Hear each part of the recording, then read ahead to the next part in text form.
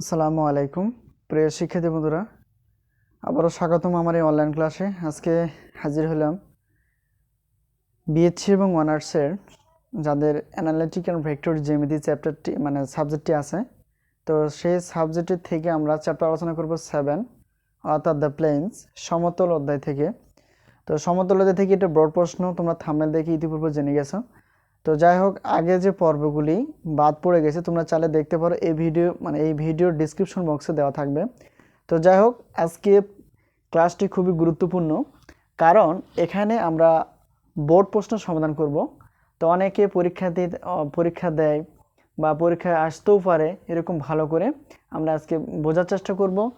তো প্রশ্নটি এখানে এক্সাম্পল হবে 19, আমাদের এক্সাম্পল 19, আর এখানে হবে x + 2y + 3z + 4 = 0 এবং 4x + 3y + 2z + 1 = 0 সমতল দ্বয়ের ছেদ রেখাগামী এবং x + y + z + 9 = 0 সমতলের উপর লম্ব সমতলের সমীকরণ নির্ণয় করো।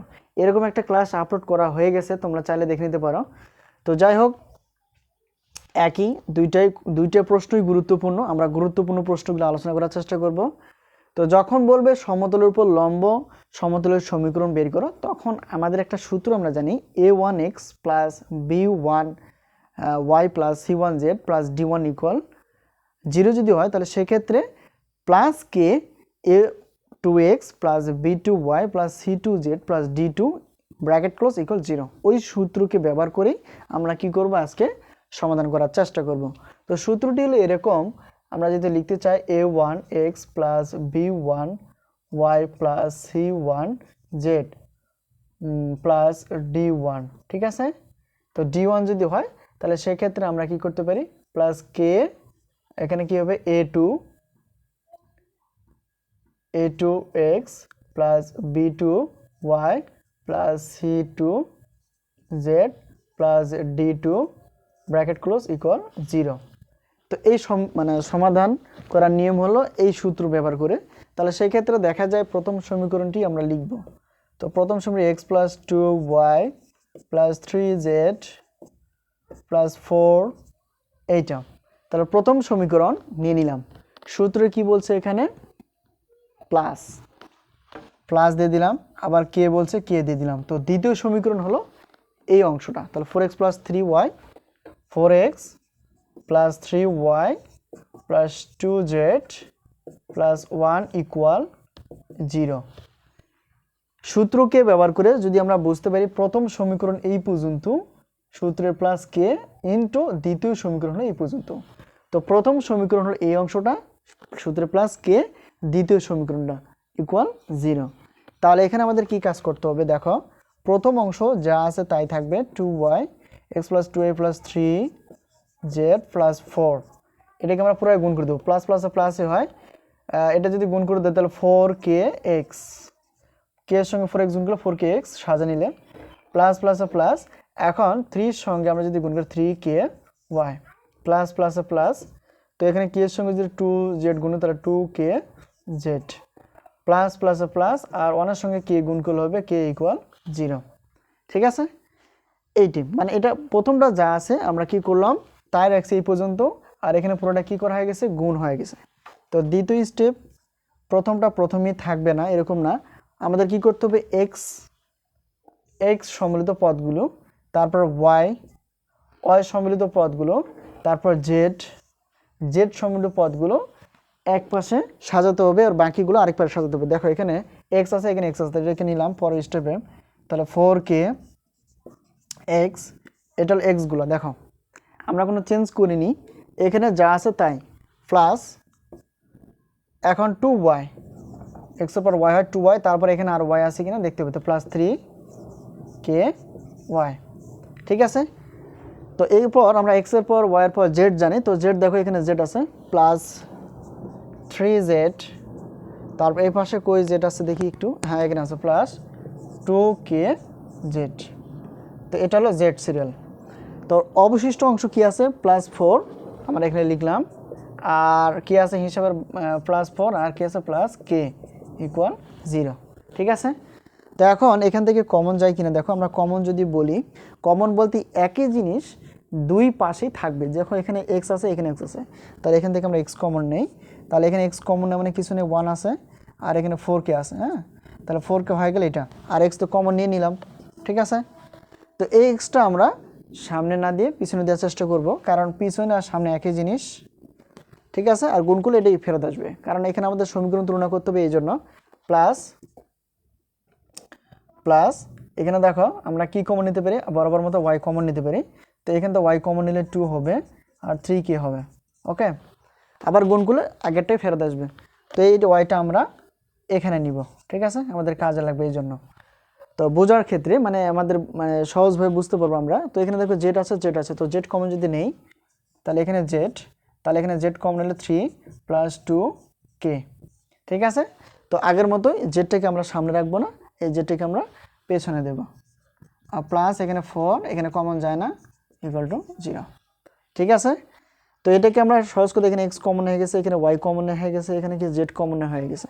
তো হওয়ার পর আমরা যে সর্বশেষ প্রশ্নের মধ্যে 3টা সমীকরণ আছে, যদি তুলনা করি তাহলে দেখো, যেহেতু বলছে x + y + z সমতলের উপর লম্ব, তাহলে x + y + z + 9 = 0।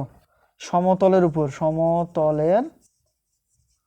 উপর যদি লম্ব হয়, তো সমতলের উপর লম্ব হলে তাহলে সেক্ষেত্রে আমরা জানি, তো এটার সঙ্গে একটু কম্পেয়ার করতে হবে আর কি, তুলনা করতে হবে। তো x এর সহগ দেখো এখানে কি আছে, কিছুই নেই, তার মানে 1 আছে। তো 1 দিয়ে যদি এটাকে আমরা যদি দেখো, এখানে x আছে, এখানে x আছে, y এর সঙ্গে y, z এর সঙ্গে এই যে z, আর সংখ্যার সঙ্গে পরেরটা স্টেপ। তো যাই হোক, এখানে দেখো x এর সহগ কিছু নেই মানে 1 আছে, আমরা যদি 1 নেই, 1 আর ইনটু এটা 1 + 4k।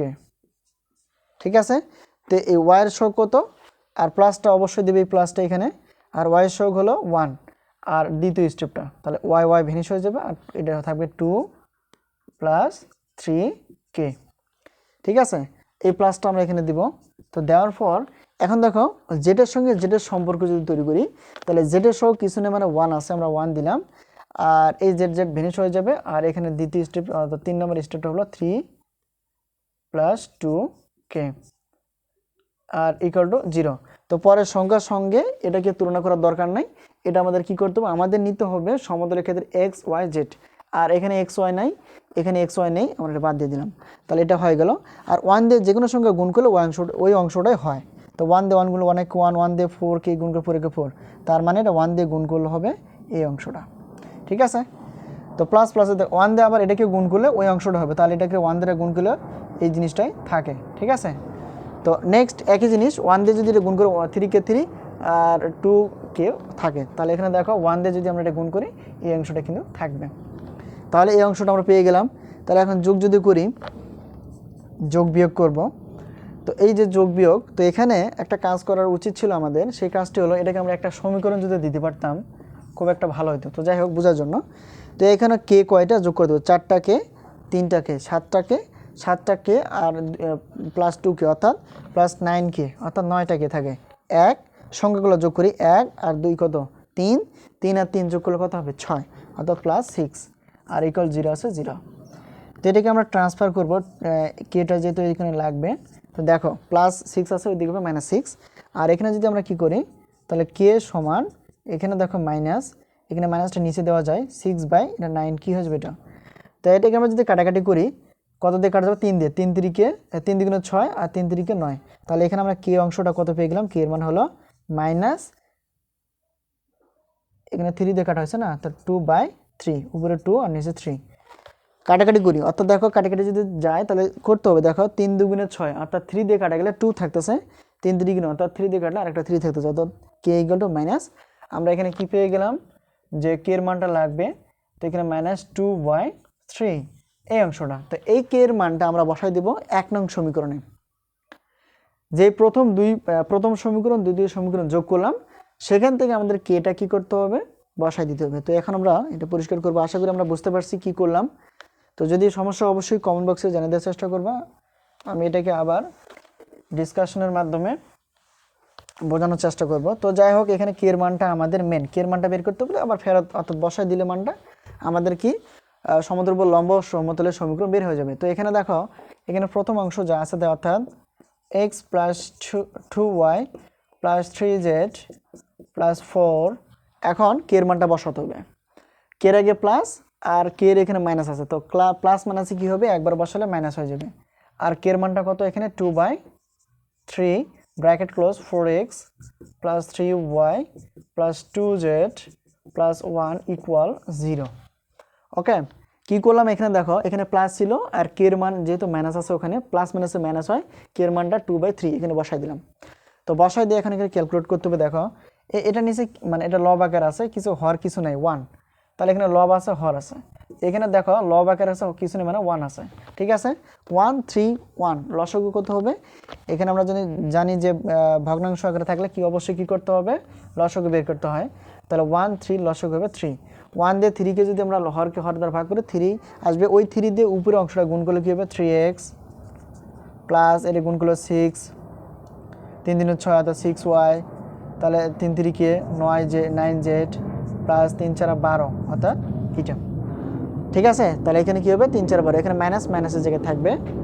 এখন দেখো 3 দিয়ে 3 কে ভাগ করলে 1 আসবে, এই 1টা যদি আমরা 2 কে গুণ করি 2 কে 2, আর এখানে ব্র্যাকেট ক্লোজ যা আছে তাই অর্থাৎ 4x plus 3y plus 2z plus 1 equal কত 0।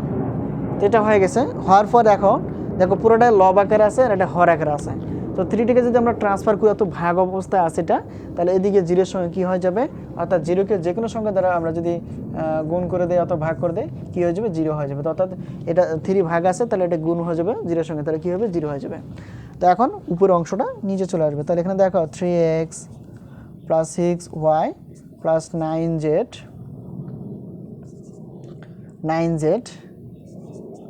প্লাস 12, তাহলে এখানে উপরেরটা যা আছে তাই, কিন্তু এখানে গুণ অবস্থা আছে, দেখো ব্র্যাকেট মানে গুণ অবস্থা।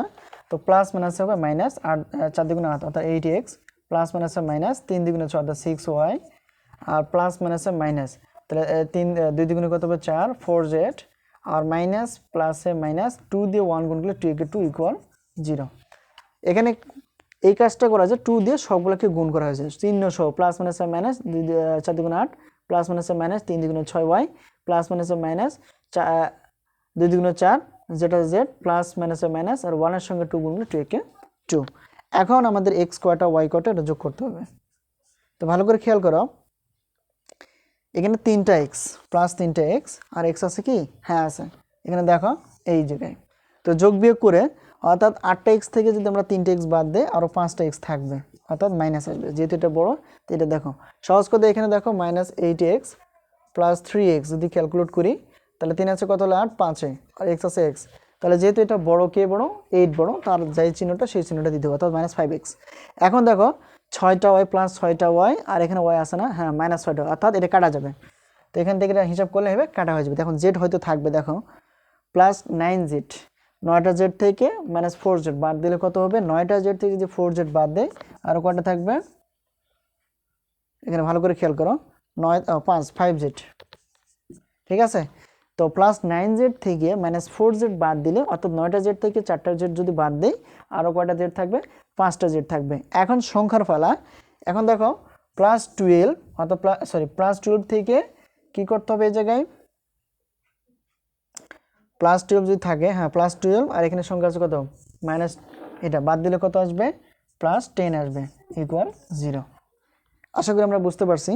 তো এখানে একটা খেয়াল করো, তো এখানে একটা কাজ করতে পারি, যে আগে যে ক্লাসটি ছিল এরকমই মাইনাস আমরা রাখবো না, মাইনাস রাখা যাবে না, তো মাইনাস না রাখাটাই উত্তম। তো এখানে আমরা কি করব, মাইনাস দ্বারা উভয় পক্ষকে গুণ করে দিব, আর এখানে যা ছিল সেটাই লিখব, শুধু এটাকে মাইনাস না রাখার চেষ্টা করব। ঠিক আছে, আর ইকুয়াল 0 আছে 0, মানে এখানে মাইনাস দ্বারা গুণ হয়ে গেছে, 0কেও মানে মাইনাস 0কে যে কোনো সংখ্যা দ্বারা গুণ করলেই পুরোটাই 0 হয়ে যায়। তো এখানে দেখো মাইনাস, এখানে মাইনাস দ্বারা গুণ করলাম, আর এটা ভিতরে যা ছিল তাই, আর এখানে মাইনাস 0 গুণ করলেও কি মানে 0 হয়ে যাবে। তো যাই হোক, এখানে আমরা যদি ক্যালকুলেট করি, তাহলে এখানে দেখো মাইনাস মাইনাসে প্লাস, তাহলে বামে প্লাস এসে গেছে, বামে প্লাসের দরকার নেই, প্লাস মাইনাসে মাইনাস, তো 5z আছে 5z হয়ে গেল, আর মাইনাস এই প্লাসে মাইনাস 10 ইকুয়াল 0। ঠিক আছে, তো এখন এখানে যদি কমন নেওয়ার মতো কোনো সিস্টেম থাকে অবশ্যই কমন নিব, আর না নেওয়ার মতো কিছু থাকলে কোনো সমস্যা নেই, অথবা এটাকে আমরা এইভাবেও নিতে পারি। তাহলে এখানে 5z যা আছে তাই থাকবে, সংখ্যাটা যদি কনভার্ট করি তাহলে এখানে কত আসবে 10, মাইনাস আছে এখানে 10, ওইদিকে প্লাস 10। তো এখানে দেখো 5 যদি কমন নেওয়া যায়, দেখো এখানে 5 কমন যাবে, এখানে 5 এখানে 5 যদি কমন নেই তাহলে x মাইনাস কি থাকবে z, আর ইকুয়াল টু এখানে কত 10, ঠিক আছে, এই অংশটা থাকবে। তো এই অংশের পর আমরা এই ধাপে চলে আসবো। দেখো এখানে দেখো 5, তো x minus Z, x minus Z, 5টা যেহেতু গুণ অবস্থা আছে ওইদিকে সঙ্গে সঙ্গে ভাগ করে যাবে, অর্থাৎ ভাগ হয়ে যাবে 10/5। তাহলে এখানে আমরা যদি ক্যালকুলেট করি x minus Z equal to 5 দুগুণে 10 অর্থাৎ 2, তাহলে এটা কত আসবে 2। তাহলে এটাই ছিল আমাদের লম্ব সমতলের একটা সমীকরণ, x minus Z equal to 2। এটাই হলো এই প্রশ্নের অ্যান্সার। তো আশা করি আমরা বুঝতে পারছি যে কিভাবে একটা প্রশ্ন বা লম্ব সমতলের প্রশ্নটা কি সমাধান করতে হয়। তো আমরা দেখলাম, ফার্স্ট টাইম আবারও বলি, সূত্রকে ব্যবহার করতে শিখতে হবে, সূত্র জানা থাকতে হবে, সূত্রের নিয়মকানুন এবং বেসিক যে অঙ্কে বা গণিত করার জন্য লাগে সেগুলো জানতে হবে। এক, তো তারপর আমরা কি করব, প্রথম দ্বিতীয় সমীকরণ যোগ করে দেব, যোগ করে দেওয়ার পর আমরা কি করব, যোগ করে কে এর একটা সিচুয়েশন চলে আসবে, তার সঙ্গে এক্স ওয়াই জেড যদি আমরা কি তুলনা করি লম্ব সমতলের, তাহলে সহগ দ্বারা গুণ হবে, তখন কে এর মানটা চলে আসবে। কে এর মানটা আমরা বের করছিলাম, কে ইকুয়াল টু -2/3। এই কে এর মানটা আমরা 1 নং সমীকরণে বসাই দিলাম। এখানে দেখো বসাই দিলে এটা ক্যালকুলেট করলে সব কিছু হিসাব করলে এই পর্যন্ত চলে আসে। তারপর শেষ লাইনে যেটা এক্স মাইনাস জেড ইকুয়াল 10 যেহেতু 5টা উপাশে গুণ ছিল এদিকে হয়ে যাবে ভাগ, তাহলে কাটাকাটি 5 দিনে দেওয়া, অর্থাৎ 2 থাকবে এই পাশে, অর্থাৎ এক্স মাইনাস জেড ইকুয়াল 2। এটা হলো কি, এই যে একটা লম্ব সমতলের উপর লম্ব সমতলের সমীকরণ। খুবই গুরুত্বপূর্ণ প্রশ্নটি ছিল। তো আজকে এই পর্যন্তই, তো আবারও দেখা হবে এরকম প্রশ্ন নিয়ে, সেই পর্যন্ত সবাই ভালো থেকো, আল্লাহ হাফেজ।